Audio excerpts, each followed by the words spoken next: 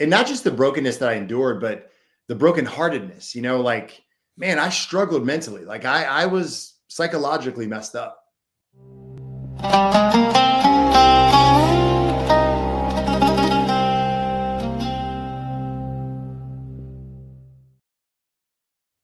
Welcome to another episode of the Olive Roots podcast. I'm your host, Chose Ayub. Today, I have a very special guest. He's a brother in Christ, and his name is Salim Muslimani. Hey, Salim. Hey, what's going on, Chosi? I'm doing good, man. How about yourself? Doing well, man. Doing well. Just glad I could find some time to connect with you, man. Been looking forward to this. Yeah, you're a very busy man, family, kids, all the work you do, bro. So I understand. I can only imagine. Yes, sir. Yes, sir. All right, so let's kick this off. Usually, the first portion of this show, this podcast, I like for people to introduce their identity, where they were born and raised, what's their ethnicity, if they moved from one country to another country, if their family was born in another country, do they speak other languages? Just that whole, whatever you identify as. From there, we'll move to faith and we'll talk more about that. But this is more about your ethnicity, background, and how you grew up. So the stage is yours, man. Yeah. Well, I was born in the States. I'm Palestinian American. So my dad grew up in Haifa, Palestinian. He moved here in the mid 70s, met my mom, who is American. And, they met, at a party and got together, dated for a little while, maybe a few months. And, I was conceived out of wedlock. And so 9 months later, I was born in Virginia and grew up there for 25 years. I was in the state of Virginia till I graduated high school, went to college, graduated college, and then moved to Florida, which now I live in Florida with my wife and 4 children, and working in the medical industry and enjoying that. And yeah, I mean, that's a little bit about, I guess, if I were to give you kind of the background on my roots and where I came from. So as far as speaking, language, I speak one language. Unfortunately, you would think growing up with a Palestinian father that, culture was very important to me. It is. And unfortunately, my dad, the story there, and we can get into that, but he didn't really teach me much about my culture, didn't teach me the language, really was busy just chasing the American dream and just really chasing after his desires, and left that, really checked that at the door. So there's much to say about that, but, unfortunately today at 45, I really wish, now that things like that matter, my ethnicity, my roots, knowing more about my family, where I came from, knowing more about the homeland, especially in this day and age with everything going on. Yeah, I mean, there's a lot there. Wow. So you're also Palestinian as well. Like you come from that, and pretty much your father and your mother both Palestinian. No, mom is not Palestinian. She grew up in upstate New York. So she's American. Okay, so that is Palestinian. Mom is white American. You're white American from the Wow. upstate parts of New York. So was your father in your life, or what? Like, how was that? Yeah, dad was in my life. Just to kind of go back and say, my mom and dad met. They literally met at a party. My dad moved to the States, and him and his brother, they bought a hotel. And that seems, what some Arabs do when they come to America, they buy hotels. I don't know if that's like a stereotypical thing. The Arab dream. Yeah, the Arab dream. And he bought this old raggedy hotel, fixed it up, and it was in the mountains of Virginia. And they had a party one night, and my mom was there staying. I don't know why she was staying there, but they met, and I was conceived. I mean, I was really essentially a one-night stand. And then because she got pregnant, dad stayed with her for a few months until, she was 4 or 5 months pregnant. And the story goes is that he really was not ready for children. And so he really pushed her to abort. And unfortunately, and I hate to throw my dad under the bus like that, but it is, truth is truth.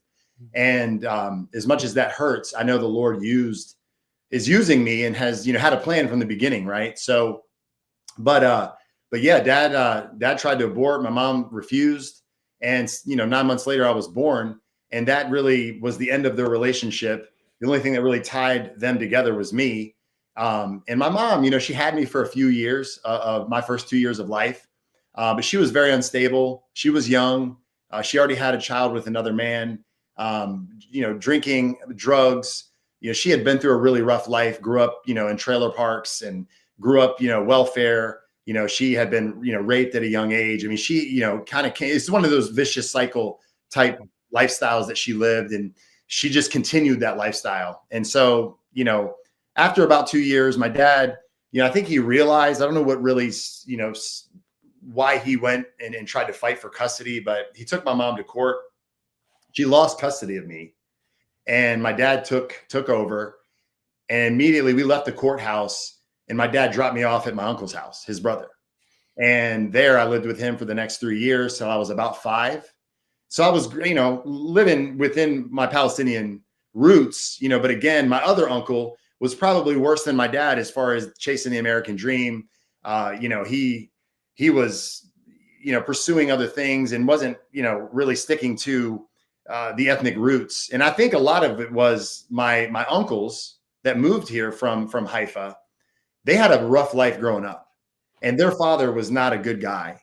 They grew up in a Muslim home, and my grandfather was certifiable. I mean, he was psychotic, and he was, sort of had he was almost like the tyrant of the home. He, was abusive towards my grandmother, my Siti, and he was abusive to all the children. He had this thing where, the brown-eyed kids had to quit school, after early, elementary age, and go to work. And the rest of the family, the other kids that had, colored eyes, green, blue, like him, they were considered the chosen ones, the smart ones. And they were able to stay in school, and they were treated differently. So there was a lot of favoritism shown there. And, my dad was a brown-eyed kid. So unfortunately for him, he was in 5th grade, he had to quit school and go. So when he moved here, he was really sort of, he barely knew his own, language. I mean, couldn't read or write, and he definitely couldn't read or write English. So he had a lot to learn, but he grinded and hustled, and, he did his thing. And most of my uncles were in that same boat. So they came here. And one thing I can say about the Muslimani family is, all the men were very driven, very much, hard workers, really wanted to make something of themselves. The problem is they had no value system that was based on anything more than just make that money, get that wife, have a bunch of kids, do what it is, do what we do in America, and just, and so that, the tradition was never passed down. Now, I will say my grandmother, she moved here as well, and she very much clung to her faith. She was devout Muslim. She was, the sweetest woman ever. She served her butt off. She told me so many stories about 48. I mean, she was there when, the Nakba happened. Yeah. Lost everything. And she had a lot to say about that. But, at a young age, I didn't really understand. I never was really educated on anything. I just kind of, was coming and going. So yeah. So that's a long answer to your question. No, this is perfect, man. Thanks for sharing all this information. I don't know a lot about you. I know a little bit. I know me and Salim met online. I don't know how, but God just made it happen. And here we are. So for the audience to know how this happened. Yes. But yeah, man, I didn't know a lot of the stuff though. So thanks for sharing. So your grandma moved here. How is your relationship right now? Who's alive? Who's not? Who passed? And what is that looking like right now with your Palestinian side? Man, that is a loaded question. And that's a good question, because I think this would shed some light, even for you, my Palestinian brother in Christ, who I can say, since our relationship really started to bud recently, learned a lot from you, man. And you've opened my eyes to a lot of things that I think the Lord wants me to know, because I have a voice, and we'll get to that, in a little while, about what I do and why I'm online doing what I do. But I want to thank you first and foremost, because you've been instrumental.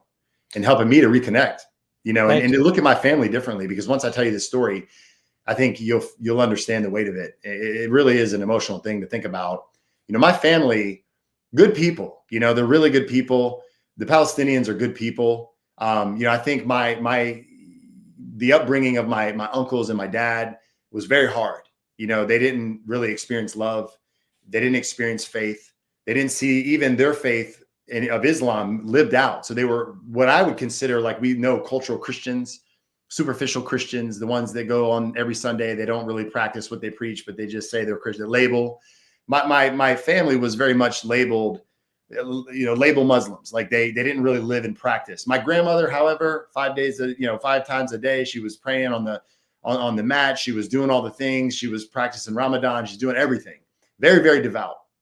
And I think my family in Palestine is very, very much devout in their faith. And so, you know, I can respect that because I'm devout in my Christian walk. My uncles and my dad, however, they came here and they abandoned everything. Because I think because of the hurt, because of the abuse, physical, mental, emotional, not having a father figure in their life that really loved them, you know, they came here and they thought, man, I'm just going to do the best I can. And so I look at all of my uncles, and I think that for the most part, they think they did the best they could. But knowing what I know about being a man and learning what I've learned through, you know, my Christian values and principles, through the scriptures, through following Christ, I have transformed because, you know, I see manhood different. I see leadership different. And so badly, I wish that I could, you know, teach them, you know, the same. But unfortunately, where we are today in 2025, you know, I have really no relationship with any of my uncles. And a lot of it has to do with my walk with Christ. A lot of the family that I have in America, they have abandoned me because, you know, I'm very outspoken on social media.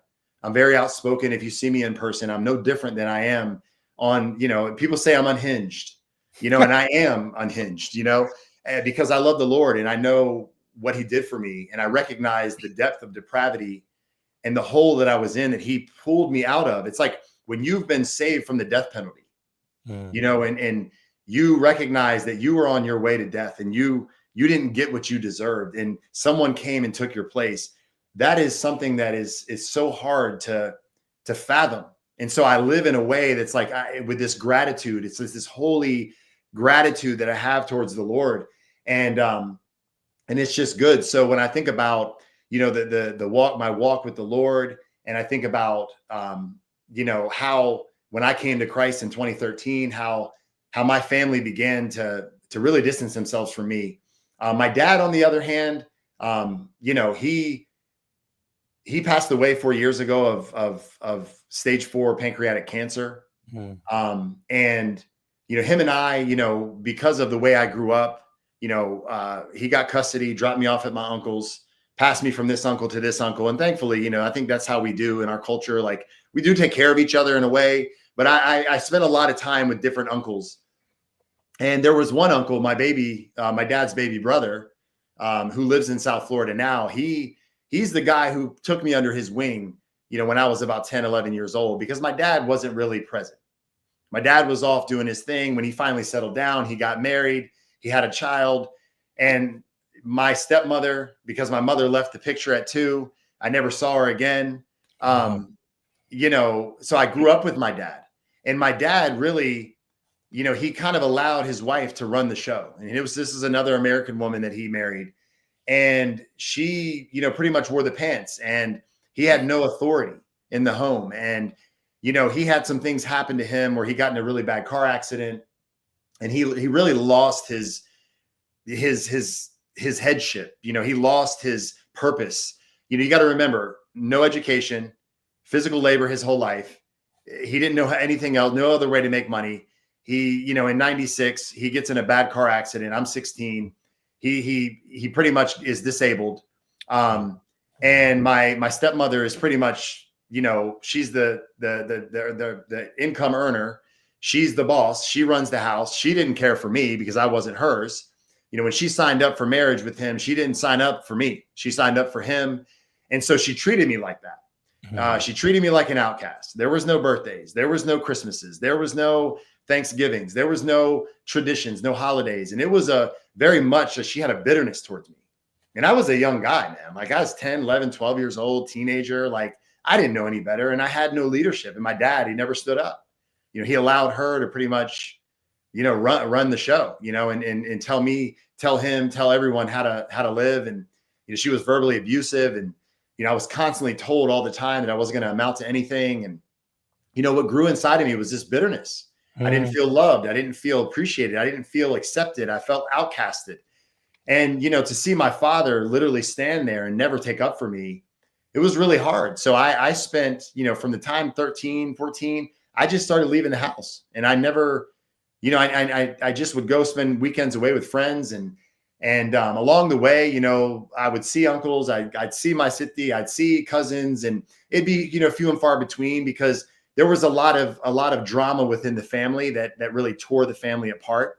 I had one uncle who was, robbing the family blind. He was kind of the mastermind who, he had all of the degrees, and he was a blue-eyed kid that went to school for, he was a chemist and all this stuff. And he had all this knowledge, but he was a bad guy. And he, screwed my dad over for a bunch of money. He got caught, in the middle of some pedophilia stuff. And, he was abusing his kids. I mean, it was a really bad thing. And there was a big breakup where all the kids got sent to adoption agencies. Some kids got adopted by uncles, and it really tore our family apart. And, that almost killed my grandma. This was her kids, and everyone was fighting and beefing over money and over greed and over all these things. It was just wickedness that was really at the heart of everybody in the middle of this, right? That made, tore the family apart. Yeah. So, here's my dad, he doesn't have a backbone.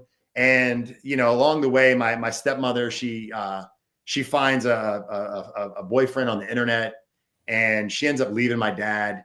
And at this point, I'm 18, 17, 18. I'm in drugs, alcohol, sex, partying, dealing drugs.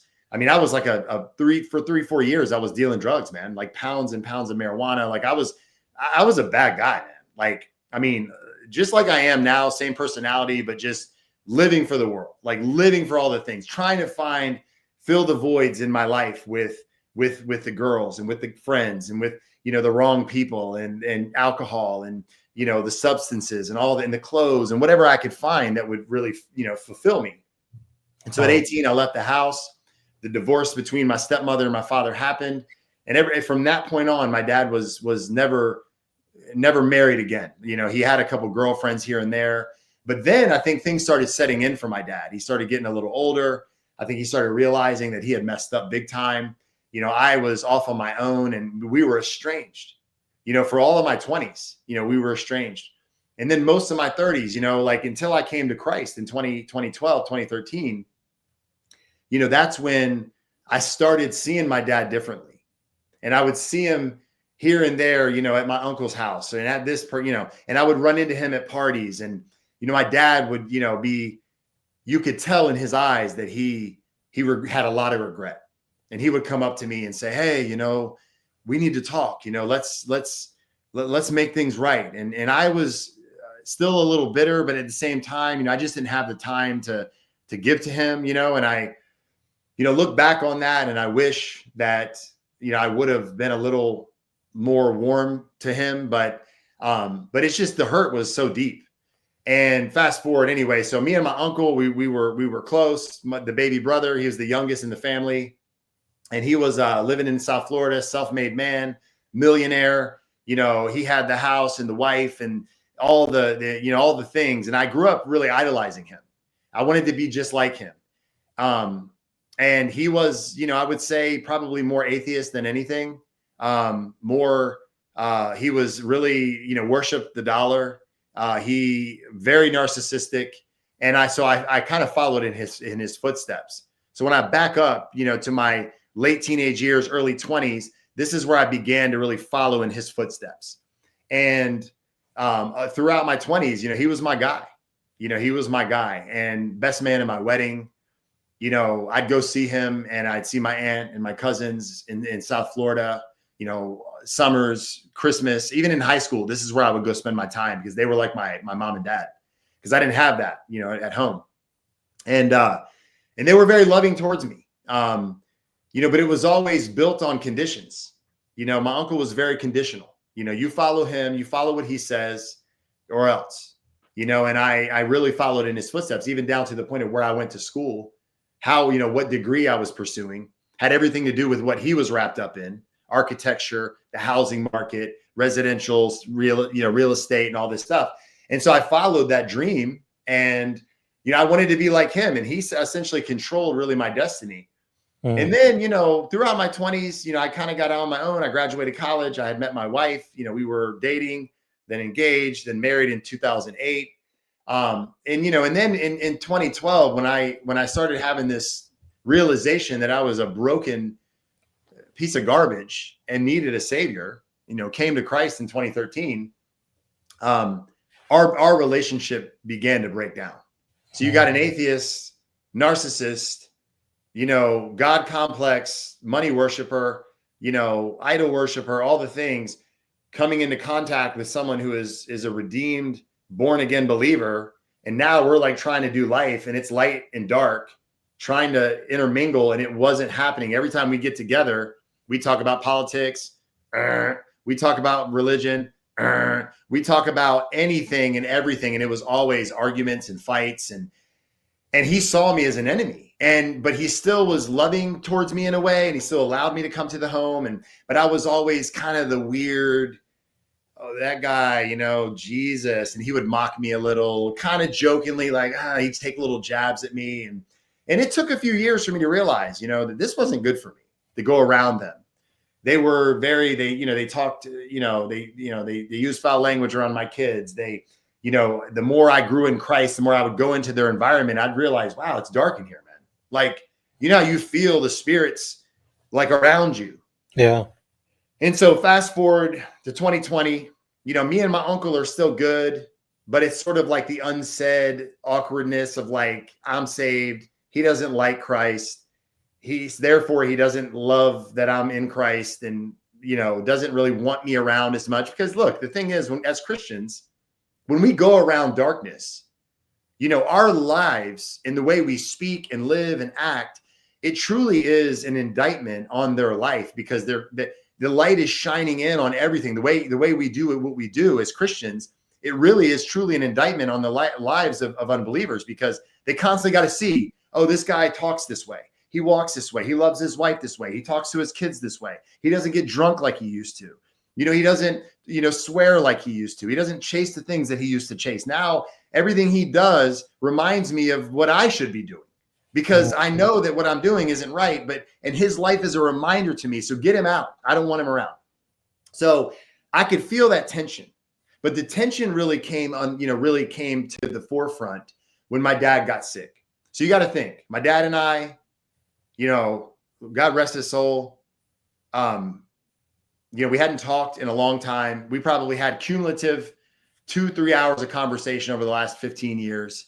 I get a call December of 2020, right after COVID. And my uncle, he said, "Hey man, your dad is sick." I said, "What's going on?" And I'm thinking, my dad, 6'4", 225, strapping man, 68 years old, walks 5 miles a day, eats fish, nuts. Well, I mean, healthiest guy you'll ever meet, picture perfect health. Last time I saw him, he's just, he's strapped. And you're telling me he's sick. Oh yeah, they cut him open. He had a problem with his stomach. They went in and couldn't figure it out for 3 months. They went ahead, put him under, cut him open. They were going to thought it was a bowel obstruction. Come to find out, his whole intestines is covered with cancer or something, and they don't know.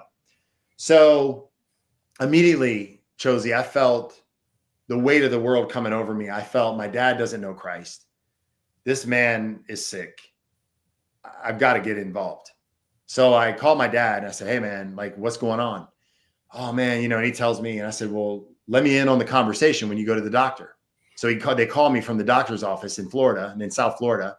I'm in North Florida, and I hear the doctor, and I'm in the medical community 20 years. I know how doctors talk. I know about bedside manner. I know all the lingo. And I don't like the way this doctor's talking to my dad. I mean, here, this guy's just telling us, you got X amount of months, years, whatever to live. You know, all right, on to the next patient. I'm like, this is not the guy you need to be talking to. So I make a suggestion. Let's meet in Tampa. Let's go to Moffitt Cancer Center. Let's get a better, better situation, better,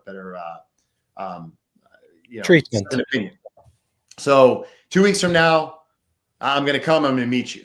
And my dad said, oh, you would do that? I said, yeah, I'm going to do that. He said, all right, I'll see you there.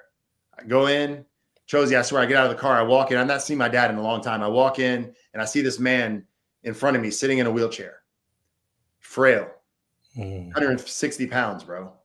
And I'm like, this is not my dad. And I roll up next to him, bro. And I couldn't even help, man. I broke down when I saw him, man. Like, and he did what he always did. He gives me a fist bump. My dad was a really good guy. Like, it's one of those things, Chosi, when I looked at my dad in the face that day, I saw the man that I think my dad wanted to be his whole life. But because he didn't know Christ, because he had been told, his whole life he wasn't going to amount to anything, because he had been hurt by so many people, his brother, his dad, his wife, everybody. My dad had been his life was it was really messed up. And here he was looking at me so vulnerable. And here I'm a strong man in Christ, knowing who I am, knowing my identity. And I'm looking at my dad. I'm like, man, right then I was like, I got to be there for this guy, regardless of what happened. So we go into the doctor's office. The doctor before said, you got 3 to 6 years to live. I'm thinking, okay, we go in to see this doctor, 3 to 6 months. 3 to 6 months. You got stage 4 pancreatic cancer. You don't have what that other doctor said. We need to start chemo right away. So my dad starts crying. Never seen my dad cry in his life. One of the hardest men you'll ever meet. We get outside. Him and I have a conversation. I say, Dad, I'm going to be there for you. He said, what do you mean? He said, I don't deserve it. I said, none of us deserve it. I said, but man, you deserve grace. You deserve forgiveness. I haven't been the perfect guy. I haven't been the perfect son, And I said, but I'm going to be there for you. So long story short, I'll wrap this up to get it quick. I begin going down to Naples to see my dad. And I come back. I spent some time with him, come back. I get a call. You got to come back. He's in the hospital. He might die any day. So I go back down. Dad's, he's there. He's good days, bad days. So this begins another about a 2 to 2.5 month situation where I'm going down every weekend to see my dad. And so the first couple weekends I go down and I'm staying at my uncle's house, and, fourth or fifth visit to my dad starts to talk about money. And he starts to say, you gotta understand, my dad's never given me 1 red cent my whole life.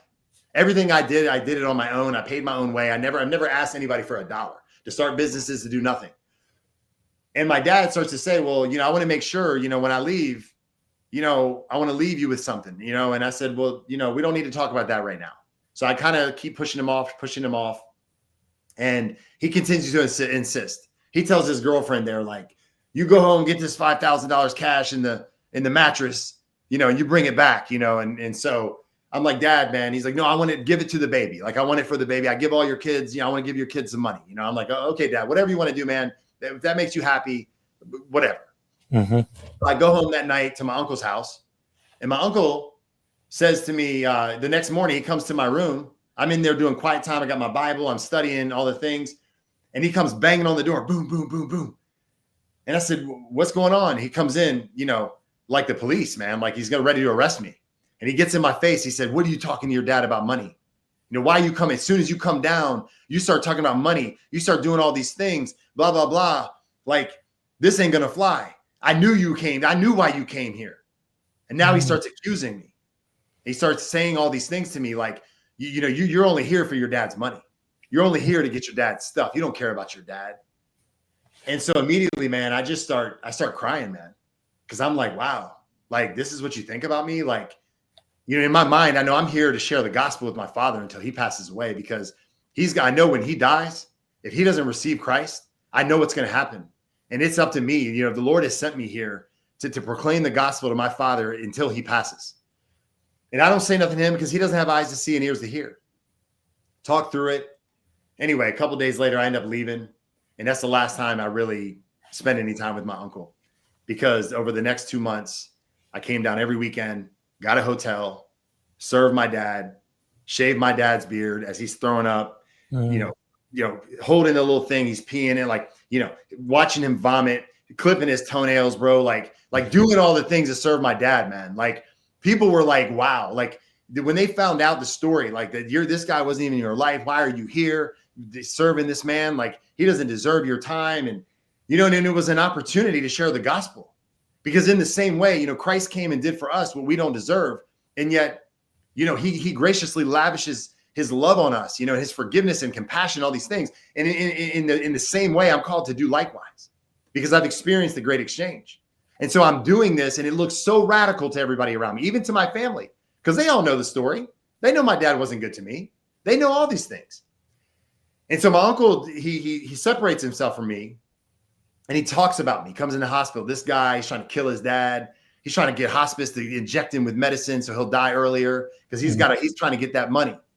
Well, come to find out, my uncle, the day my dad was diagnosed with cancer, that day I talked to him and he was in that doctor's office. They went down to the city and they transferred everything. My dad transferred everything he owned to my uncle's name, not power of attorney, not, in my name and your name. And we're to get, like, in case I pass, boom, everything was moved to his name, because he scared my dad into thinking that the state was going to take everything, that this was the way it's going to go down. He fear-mongered him into making sure that he had rights to his home, rights to his cash, rights to all this stuff. And during that time, man, that next month and a half, many who were like, you need to get a lawyer. You need to get an attorney involved. You need to get a will. And I was like, you know what? My dad doesn't want to do it. Like, he just wants to, he told me that my brother is going to do the right thing. And I told him all the things I want him to do. Well, fast forward April 20th, 2021, my dad passed away. I never said a word about nothing. And, 3 weeks later, attended his memorial at my uncle's house, where my uncle, everybody there gave me glaring eyes and like shooting like these looks at me when I walked in there, man. I remember texting my aunt a couple nights before my uncle's wife. And I said, the pastor's whoever's going to be here speaking about my dad, I want to get up and say some words. And she never responded. Man, this pastor got up there. He talked about, whether you're Islam, whether you're Buddhist, whether you're Christian, whether you're this, we're all roads lead to God.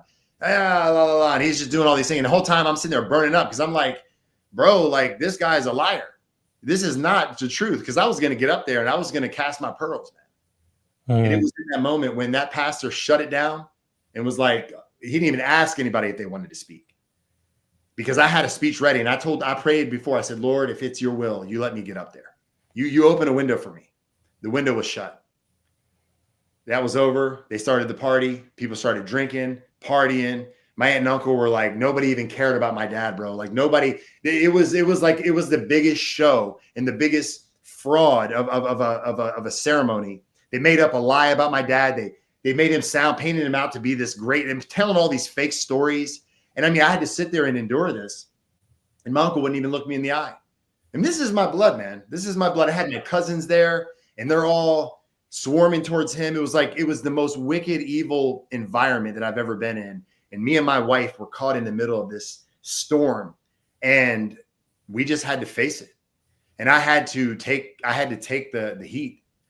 And I walked out of there, and I haven't seen any of them since. And to this day, everything that I said would happen, happened. My dad, everything he owned went to my uncle. And my uncle never, not once did he follow anything my dad said. Just took all of his stuff, kicked his girlfriend out on the street, 72-year-old woman who's a cancer survivor, full-blooded Cuban, barely can speak any English, doesn't have any money, kicked her out. The poor woman called me so many times, help, help. And I was like, I don't have any power. Dad left you in a tough spot. And unfortunately, I have nothing I can do, And so my uncle is he's wicked. And so to speak about my family, and I would say that he's very hostile towards me.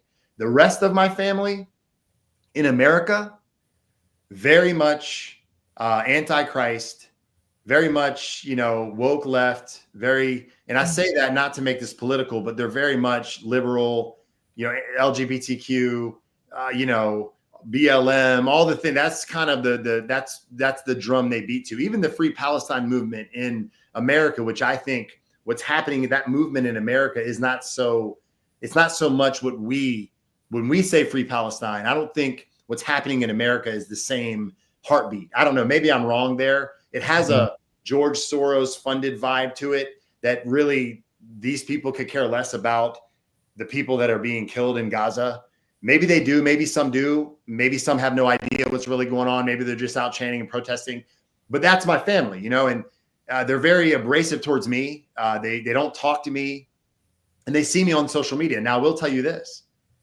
My Palestinian cousins in Palestine, they talk to me.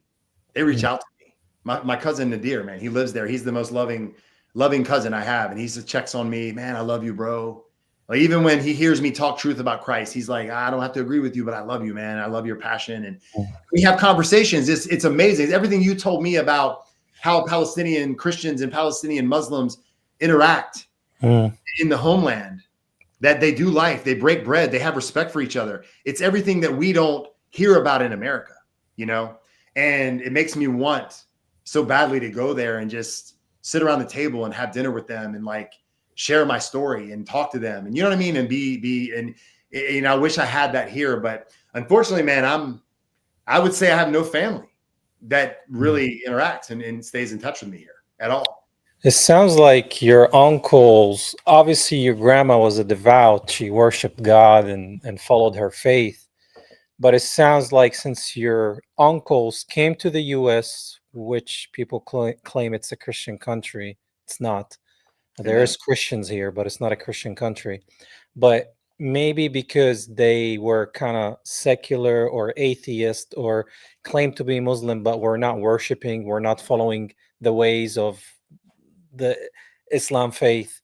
So probably they were godless, and that probably took them down. On top of it, they didn't have a relationship with God, period. Even though they maybe knew about Jesus Christ, they had no relationship with him either. And I think that's a recipe for disaster, because at least if you have conversations like this in Palestine, everybody worships God regardless of their faith, right? We can agree to disagree, but there's respect. We celebrate with them, they celebrate with us. You can talk about Jesus, you can tell them about it, have discussions. But at the end of the day, if they're going to say, well, I agree to disagree, you don't have to get the sword and fight. You're just kind of like, yo, I planted the seed. I love you, man. Let's go hang out. That's how it was. So your story is very unique. And thanks for sharing all this, because I didn't know that's a lot to deal with. That's a lot of turmoil in the family. I never experienced such things like that. But that's very tough, man, especially when you feel like the family's turning against you. And it's a family that's supposed to have such a loving and strong culture. They move here and pretty much get possessed in a way and follow the American dream that becomes a nightmare in a way, which includes money, slavery with your time, chasing women, probably alcohol, drugs, all these things. And God is like taken and just put it on the shelf.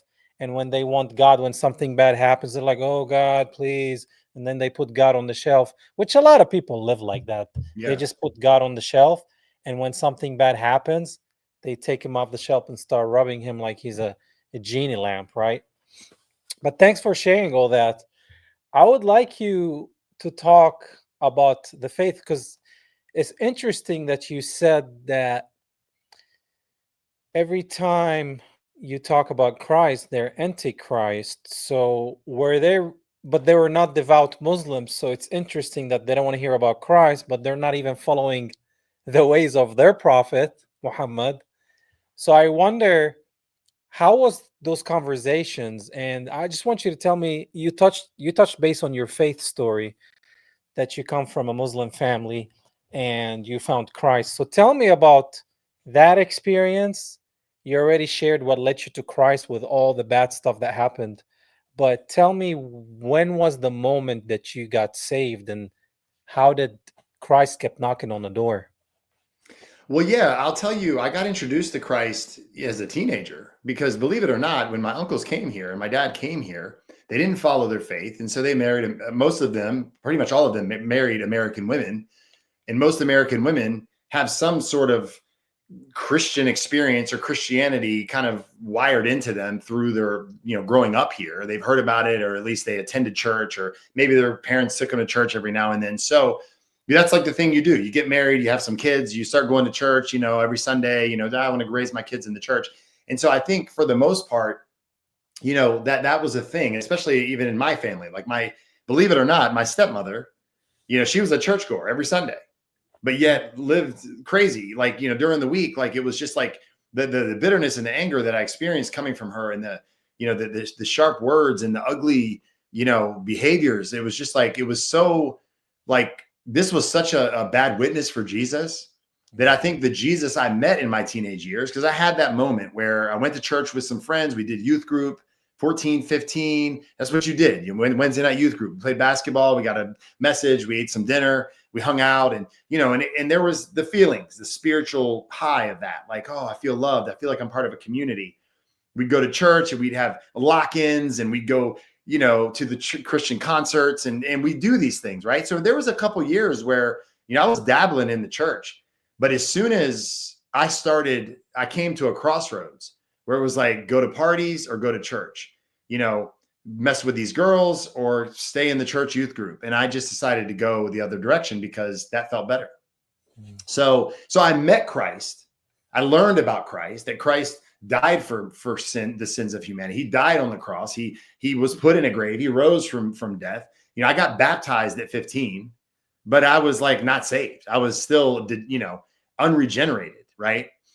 So I went off, into my late teenage years and my 20s, and pursuing the drugs and the girls. And, I dealt with a lot of depression and bipolar and, man, anger, like explosive anger, Josie. Like I'm talking, I never laid hands on a girl, but I will tell you that I would say my verbal anger, my verbal assaults towards women was probably worse than laying your hands on them. I would say, like, you can't say, well, I didn't lay hands on her, but I talked to her like she was the biggest piece of garbage on the earth.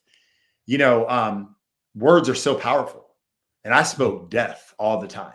And I was full-blown narcissist, entitled, believe it or not, entitled.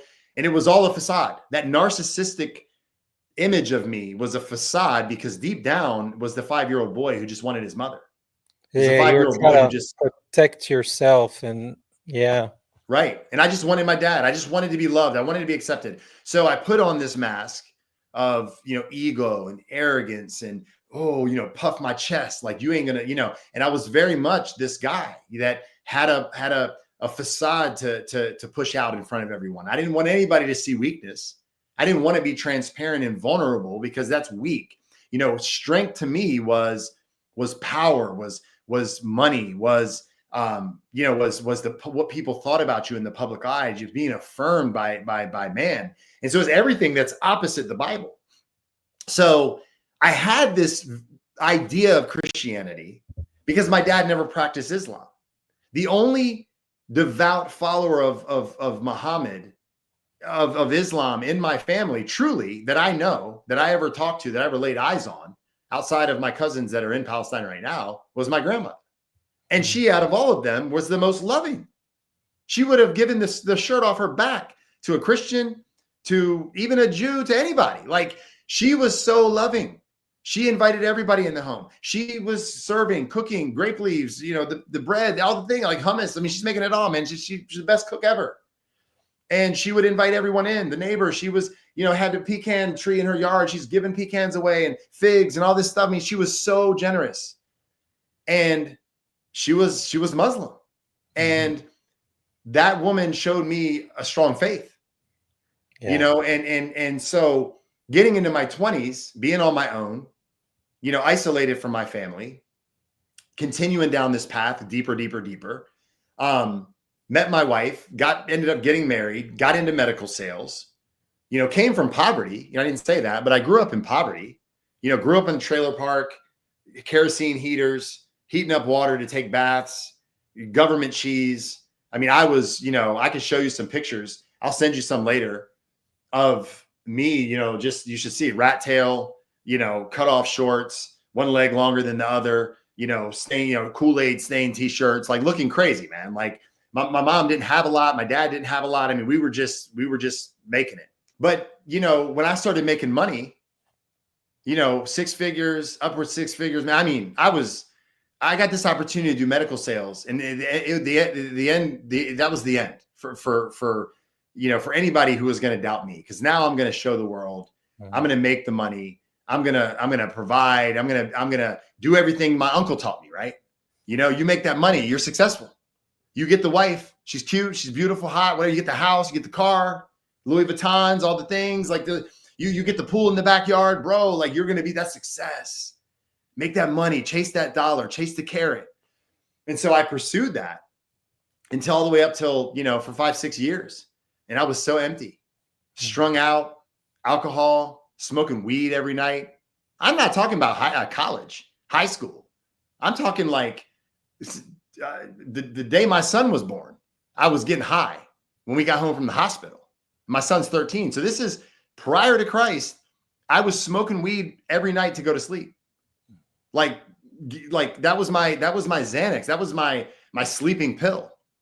And so I was just this train wreck. And I'm telling you, there came a time when, I lost that gig and jumped on with another company because, 4 months later, lost that gig. I was the best sales rep in town, but there was just a lot of dynamics that were going wrong that led me to be jobless. And I came home one day in November 2012. My son was 5 months old. I'm still walking the line. I'm still flirty, texting, smoking weed, getting drunk, and I'm like, I'm so horrible. I'm a terrible person. And so over the next few months, the Lord started revealing himself to me. And I started thinking about that Jesus that I met 15, 16, that I knew in youth group. And I remember how I felt.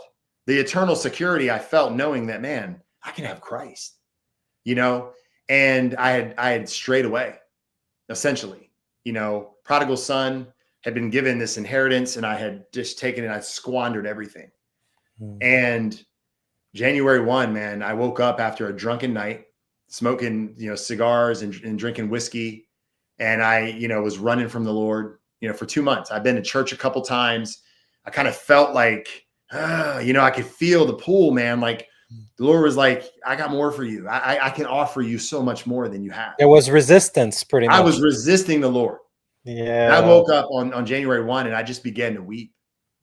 And I began to weep in my hangover. I began to weep about the father that I had then over the last 5 months. I began to weep about the way I had treated my wife. I began to weep about how I'd wronged so many people in business. I began to weep about the man that I had become from a teenage, all the girls I had hurt, all the drugs I had dealt, all the people I had screwed over. I began to weep for my childhood because there was just this loss for me. It was a loss that I had experienced my whole life, losing my mother, really losing my dad. I didn't have either one of them in my life. They're still living. My dad at the time, I didn't have a relationship and I just felt lost. And, I felt the Lord really saying, come, sit at the table. I offer you a meal. I offer you all the things that you need. And I decided on that day, man, to follow Christ. And, it was a rough road and it took me a while to find the right group. And I started reaching out to different men and, entered into the discipleship and started getting involved in ministry and just changed my entire circle and spent the next 10, 12 months staying home. I didn't get a new job. I just started a company. I said, I'm going to start a business and, focused on my marriage, focused on my parenting.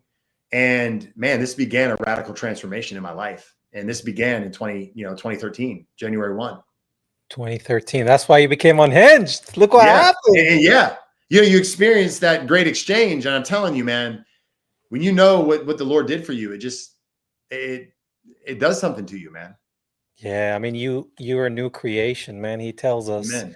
But tell me about the resistance that you had when you said you start feeling the pull, but you're still trying to go back to your old ways. Like, Tell me about that moment and how were you able to overcome? Because I went through that too, and that can last a long time. The battle of he's Yeah. knocking on like he's doing this, and I'm like, not now, not now, not now. Then he shook me down and broke me, and then built me back up. And I was like, okay, I surrender. So tell me about that. Yeah, I would say it was really my flesh. Mhm. It was the lack of control. It was, I don't want to give up control. I don't want to give up my flesh. Mhm. I don't want to stop getting high. This is going to be too hard. I want the freedom to just come and go and do what I want. But what happened, Chosi, is I recognized what was going to happen if I didn't give up. That I Mhm. was going to lose my marriage. That I thought about the child that I grew up as and what had been produced in my adult years. And I thought about my son and I said, man, I don't want that for him. And so I think, I will be honest, I think my son was really a pivotal part of why I came to Christ, because I remembered the hurt was so deep in my childhood, the depression and the anger and the feeling of insecurity and the feeling of abandonment and all these things, man. Like, I didn't want that for my son.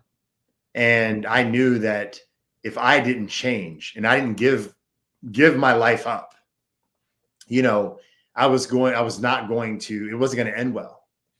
And so a lot of that came into play. And I think the Lord just helped me to realize what was on the horizon. It was almost like one of those things, you think of Matthew 7, the narrow road.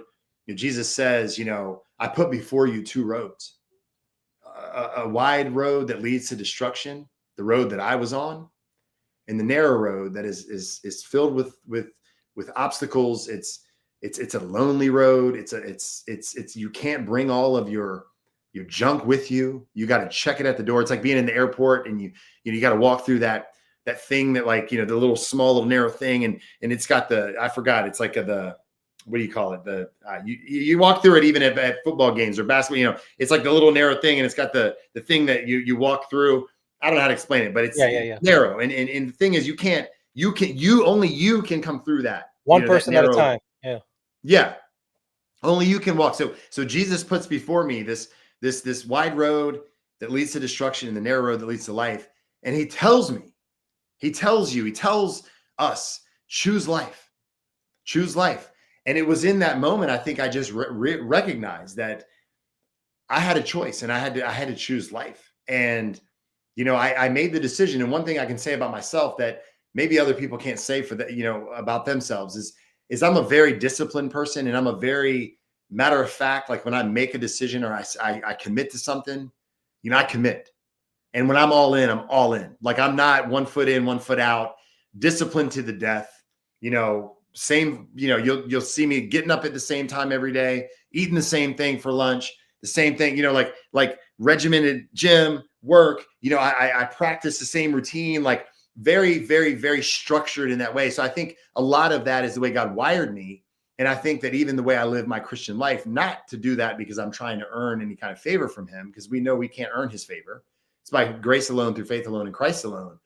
But I think it's helpful for me as a Christian to be wired this way, because I'm committed, like I'm intentional and all these things. And so the Lord took me off the wide road, put me on the narrow road, completely began to change my desires, and his spirit just began to overwhelm me. And, the last 12, 13 years have been rough, because the refiner has put me into the fire and is melting me down.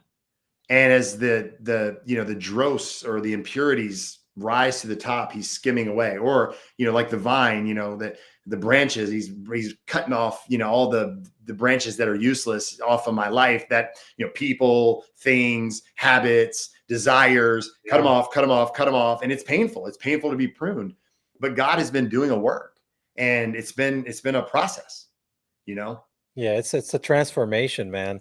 And I think, like, it's never ending, right? It just keeps going and going and going, and every day you're surprised by, wow, God, you did that too. And then sometimes you're like, where are you, God? What happened? So it's Yeah. kind of like a daily challenge that I have. And then I'm like, oh, he was there all along. Right. But you know, the flesh always questions because we want that confirmation, we want that attention. We're like kids when it comes to Jesus, and we're like, "Hey, what about me? Do you see me? What happened?" You know, it's kind of like you build that relationship, but you just have to trust, and that's faith, man. You just have to build that relationship, a personal relationship with God. Then you have fellowship so you can talk about things and you can help one another. And I think sometimes that misses, especially in churches. People go to feel good, and instead of going there to serve, Right. you're not supposed to just to fill your cup and drink it. You fill your cup and you make people drink from it, because you might be able to help people in some ways that others can't, and vice versa. Yeah. So I mean, I want to end this. I want to end this with one thing. We're almost at the 1 hour mark, and this might be hard for you, but if you're look at yourself right now and on the screen, and you see your young self when you are young in that dark time, what would you tell yourself? man, I'll say this, Josie, I find myself um, really burdened for the youth. And, I witnessed that guy have a heart attack a couple weeks back, and I was close to him, a couple year relationship. And I tell you this kind of, to get to that point. Mm. And his son, Noah, he's 14. And I went to the funeral the other day, and I was sitting there and I saw him on the front row. He lost his mother 3 years ago. So he lost his mother 3 years ago, the daughter and the son, Noah and Eden. And they lost their father a couple weeks back. So they're true, orphans. Yes, they have a community around them. They have an uncle. They have different, things, family that people are going to come alongside them. But to lose your mother and father, and they're believers, they're a strong Christian family. So there was a lot of love there, but you're talking about kids who are living in a society that the devil, the deception, I mean, evil's running rampant. Kids are so impressionable. And so I remember sitting there and thinking, I felt led to, like, when I saw him after the funeral, I went up to him. I said, "Hey man, I know this is weird, but your dad and I were close, and I feel led to give you my number because I want you to have another man that you can reach out to, and you can call maybe for discipleship, maybe just to have a lending, to lend an ear to be somebody outside of your circle that you can call that loves the Lord, that's going to lead you and push you in the right direction." But I also say all that because I'm very attracted to not only the young men that are out there, but in a way that I want to pour into them, but less fortunate, people that aren't in Christ, people that are walking the wide road and they don't recognize it, because I know what that road looks like. And so I think of myself, because I see a lot of myself in a lot of kids that I'm running into in middle school. I'm involved in my son's basketball team, involved in this team and that team, and I'm going to the events, and I'll chaperone and go here, and I'm around all these young men, that are coming up, 12, 13, 14 years old, teenagers. And I see them, and, and I look back at myself and I think, man, if I could go back and see my 13, 14, 15, 16-year-old self, man, that is a really hard question to answer. But Yeah. knowing what I know now, I think, I think that I would tell myself that it's going to be okay. That there's light at the end of the tunnel. Obviously I would tell my young self all about Christ, and I would tell my young self, man, this is such a hard question, really Yeah. hard question. Yeah, man. That's a big exercise. I had to do that. That's why, and I know I'm, I'm making you doing it on this No, no, on no, this no, it's okay, video. it's okay. But I yeah, mean, I think for me, just thinking about the brokenness, and not just the brokenness that I endured, but the brokenheartedness, like, man, I struggled mentally. Like I was psychologically messed up. And a lot of the decisions I made in the road, the paths that I went down were really to, like, find peace and joy and love and entertainment and adventure and all these things. And it was just the environment I grew up in, the lack of resources and the lack of leadership and not having strong men around me and all these things. Like I ended up in these places. And for me, like I would love to go back to myself and be able to put my arm around young Salim and say, man, let me walk with you. Mm-hmm. I'm not going to judge you. I'm not going to, I understand the brokenness that you've walked through. I understand that you're walking through. I understand, how hurt you have been and who's hurt you and how you don't trust anyone and how angry you are and how depressed you are and how insecure you are. And, and how badly you just want to be normal. You want to have a normal family. You want to have a relationship with your father. You want your dad to show up to your basketball games. You want your dad to take you to practice. You want your dad to be there cheering you on and being your biggest fan, like that's why, like when I'm with my son now, like I took him to basketball practice last night and I'm watching him. And I mean, even with tears in my eyes, like seeing him play the game I loved so much that I miss so much today that I just physically can't play anymore because I'm too old. But, just wishing I had that where I could be out there and look over and see my dad or look over and see, my mom and see them there, like I see so many kids have that. And I just wonder what I could have been like if I had that growing up, And so, just being able to come alongside, man, I just wonder if my young self would have even embraced it. But knowing my personality and knowing who I am, I think I would have probably taken anybody up on that offer. Anybody that was genuinely willing to come alongside, man, I don't know. But I've made it to this point. The Lord has brought me to this point. And he saved me from so much stuff. I mean, I could be in so many different places. I could be dead, for all we know. And the Lord, the Lord brought me through this fire, and he's brought me for a purpose, for a reason. And I think part of my story and part of my zeal and part of my passion and part of my, the life that I still have left to live and what I'm going to accomplish, empowered by the Lord, it wouldn't be the same if I didn't grow up the way I grew up, Yeah, I mean, everything happens exactly how it's supposed to happen, even when we don't like it, but that shows you the strength of God and how he can pick you up from the fire, man, and refine you and just make you somebody that you never thought you'd be. Because, when you're in that dark time, you feel like you're stuck in it and there's nothing there that can give you a little bit of hope and light. But God works in mysterious ways. Sometimes he sends you people, sometimes you're in situations that you're like, hold on, what was that? I saw some light. And then he extends his hand and you have a free choice of taking the hand or just not taking it. So at the end of the day, you have free will if you want to follow him or not. Right. Which I believe is very important to consider. Well, Salim, thank you so much, man. I loved everything you shared. I mean, this is very powerful. Thanks for being vulnerable, man, and just speaking about all the stuff that happened in your life. We're definitely going to do this again. And next time we'll probably talk about more of the church, Christ, what's happening around the world, what's happening in the US, and all the deception happening. And we'll probably ruffle some feathers. Man, let's do it. Yeah, but let me see. What does your shirt say? Pray boldly.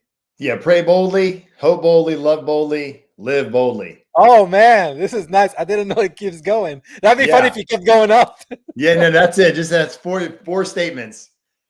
Yeah, well, here's mine. Jesus was Palestinian, baby. I love that, man.